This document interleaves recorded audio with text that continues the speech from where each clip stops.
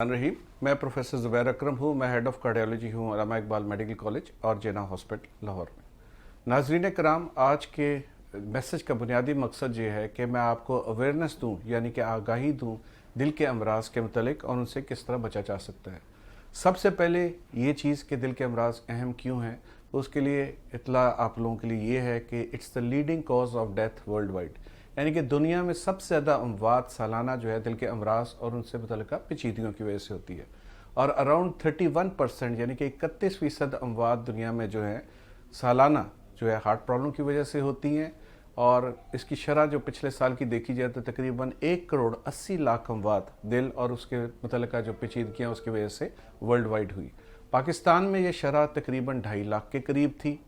हम लोग बहुत ज़्यादा परेशान रहते हैं आजकल कोरोना के मतलब। आपको सुन के हैरत होगी कि कोरोना से अमवात जो है सिर्फ 2 से 3% अफराद में होती है, जबकि हार्ट डिजीज़ 25 से 30% पाकिस्तानी कौम की अमवात का सालाना सबब बनती है। इसके अलावा एड्स, हेपेटाइटिस और कैंसर ये मिल के भी उनकी अमवात की शरह उतनी नहीं बनती जितनी कि हार्ट डिजीज़ की वजह से है। अगली चीज़ ये है कि हार्ट डिजीज़ में सिर्फ अमवात ही नहीं, इस एक चीज़ जिसको हम मोबिडिटी कहते हैं, यानी कि इनकैपेसिटेशन, यानी कि एक फैमिली मेंबर जो कि 40s में, पाकिस्तान में peak age of heart disease जो है 40s और 50s है। ये वो टाइम है जबकि आपके ऊपर पूरी फैमिली का बर्डन, हमारे सोशल सिस्टम जो है हमारा, उसमें पूरी फैमिली का बर्डन, कमाने का बर्डन, बच्चे ब्याने का बर्डन, बच्चे पढ़ाने का मकसद बर्डन और घर चलाने का बर्डन। उस वक्त अगर किसी भी फैमिली में अगर आप सोचिए कि अगर अर्निंग मेंबर को हार्ट डिजीज़ हो जाए तो ना सिर्फ उसकी अपनी दवाई के अखराजात बढ़ जाते हैं, बल्कि उसके ऊपर फाइनेंशियल बर्डन पूरी फैमिली के ऊपर शदीद हो जाता है। इसके लिए सबसे अहम चीज़ फिर क्या हुई कि दिल के अमराज से और अमराज से बचा जाए, तो उसके लिए सबसे अहम चीज़ ये है कि हम कम्युनिकेबल रिस्क फैक्टर्स जो हैं उनको अगर हम कंट्रोल कर लें तो डेफिनेटली हम दिल के अमराज से बच सकते हैं। सबसे अहम जो कम्युनिकेबल रिस्क फैक्टर्स है, जो हम मॉडिफाइबल रिस्क फैक्टर्स है, उनसे अगर हम बचना चाहें तो सबसे इम्पॉर्टेंट जो है वो सिगरेट स्मोकिंग है। सिगरेट स्मोकिंग हमारी यंग जनरेशन में बहुत कॉमन हो गई है। इंटरनेशनली 14 से 15% अफराद जो है स्मोकिंग कर रहे हैं। लेडीज़ में भी इसका ट्रेंड ज़्यादा है।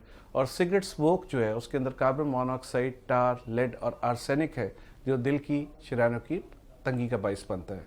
मॉडिफाइड फॉर्म ऑफ स्मोक जो है आजकल शीशा स्मोकिंग यंगर जनरेशन में बहुत ज़्यादा कॉमन है, which is 20 to 40 times more dangerous than the cigarette smoke. और इसके अंदर टार और जो आर्सेनिक, लेड और कार्बन मोनोऑक्साइड की कंसंट्रेशन उससे कहीं ज़्यादा है जो कि स्मोकिंग में मिलती है। यंगर जनरेशन के लिए बहुत ज़्यादा इंपॉर्टेंट है कि शीशा स्मोकिंग से भी बचें। Second thing is diabetes. Pakistan, India और south east Asia are going to face epidemic of diabetes और ऑलरेडी हमारी शरह बहुत ज़्यादा है। इंटरनेशनली 10 से 11% और इंडो पाक में तकरीबन 15% अफराद जो है शुगर से मुतासर हैं। और अगर हम इम्पेयर्ड ग्लूकोज टॉलरेंस की बात कीजिए तो फर्दर 15 से 20% अफराद जो है इम्पेयर्ड ग्लूकोज टॉलरेंस का शिकार हैं। और उसके लिए शुगर से बचने के लिए जो है बहुत इंपॉर्टेंट ये है कि हम हेल्दी लाइफस्टाइल अपनाएं, अपना वज़न घटाएं, हिप टू वेस्ट रेशो जो है उसको कंट्रोल की करें, तो हम शुगर से बच सकते हैं और उसकी वजह से हम हार्ट प्रॉब्लम से भी बच सकते हैं। तीसरी अहम चीज़ जो है वो है ब्लड प्रेशर। ब्लड प्रेशर जो है हमारे पॉपुलेशन एडल्ट में 17 से 21% अफराद ब्लड प्रेशर से मुतासर हैं। 45 साल की एज में 1 in 3 यानी कि 3 में से एक बंदा जो है वो ब्लड प्रेशर का मरीज़ है। और एट 60 इट्स 50%, यानी कि हर 2 में से एक फर्द जो है ब्लड प्रेशर से मुतासर है। तो अगर ब्लड प्रेशर की रीडिंग की बात की जाए तो टारगेट वैल्यू जो है 130/80 है और 140/90 से ऊपर किसी सूरत में ब्लड प्रेशर को हमें जाने नहीं देना चाहिए। चौथा अहम चीज़ जो है वो है आपका कोलेस्ट्रॉल लेवल। कोलेस्ट्रॉल लेवल जो है डिपेंड करता है कि आप डायबिटिक है या नहीं है डायबिटिक। अगर आप डायबिटिक हैं तो एलडीएल कोलेस्ट्रॉल को आप टारगेट करते हैं तो वो कम से कम 50 to 70% is the target range of LDL cholesterol. और आपको जो है अगर आप डायबिटिक नहीं और मल्टीपल रिस्क फैक्टर्स है तो 100 mg/% से नीचे जो है आपको एलडीएल अपना कोलेस्ट्रॉल रखना है। आखिरी 2 फैक्टर्स जो बहुत इंपॉर्टेंट है वो एक सेडेंट्री लाइफस्टाइल है और ओबेसिटी है। जहाँ तक सेडेंट्री लाइफस्टाइल का ताल्लुक है, आपको इसको तर्क करना है, एक्सरसाइज करनी है। और अगर आप 5 days अ वीक करते हैं तो तकरीबन 45 मिनट ब्रिस्क वॉक करनी है और अगर ऑल 7 डेज अ वीक करते हैं तो आपको 30 मिनट्स पर डे जो है आपको वीकली जो है वॉक करनी है। और लास्ट ऑफ ऑल ओबेसिटी, ये बहुत ज़्यादा कॉमन प्रॉब्लम है हमारी, इसी की वजह से हम मेटाबॉलिक सिंड्रोम का शिकार होते हैं, अर्ली डायबिटीज़ और अर्ली हार्ट डिजीज़ का हम शिकार होते हैं। तो जहाँ तक वेस्ट की जो आपकी वेस्ट की डायमेंशन का ताल्लुक है, विश्व मेल्स के लिए 40 से ऊपर जो है वो बिल्कुल ममनू है और इसको हम फ्रैंक ओबेसिटी कहते हैं और हाई रिस्क कहते हैं, और फीमेल्स में 34 से ऊपर।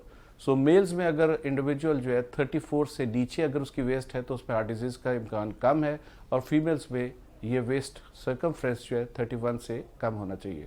सो अल्टीमेटली आप सिर्फ इन चंद मॉडिफाइबल रिस्क फैक्टर को अगर आप मद्देनजर रखें, उनको कंट्रोल कर लें, तो डेफिनेटली आप हार्ट डिजीज़ से बच सकते हैं।